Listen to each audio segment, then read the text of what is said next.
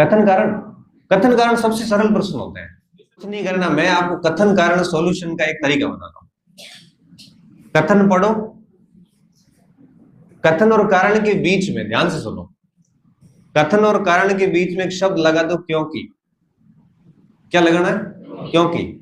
कथन पढ़ो, फिर क्योंकि लगा के कारण पढ़ो, आपको उत्तर निकल जाएगा। एग्जाम्पल देके बता। गांधी जी ने, देखो ध्यान से सुनना, गांधी जी ने खिलाफत आंदोलन में जिन्ना के विरोध करने के बावजूद भी खिलाफत मुसलमानों का साथ दिया था। ये कथन है और ये सही है, ध्यान रखना।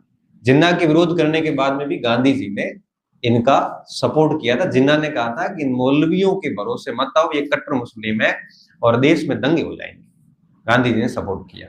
कथन कारण, गांधी जी चाहते थे कि भारत के होने वाले राष्ट्रीय आंदोलन में मुस्लिम अगर साथ देंगे तो एक संगठित आंदोलन होगा, तो हमारी जीत हो जाएगी। ये कारण है इसका।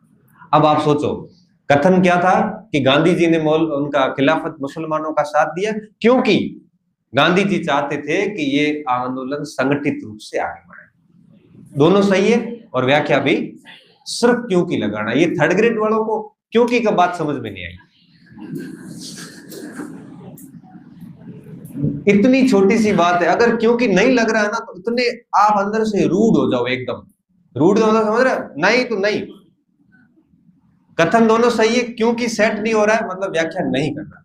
ऐसा नहीं कर ही रहा है, ए एंड बी सही। हाँ, कथन सही है, कारण सही है, क्योंकि से जस्टिफाई हो रहा है, देन गो विथ ए कि दोनों सही है और उसकी व्याख्या कर रहा है।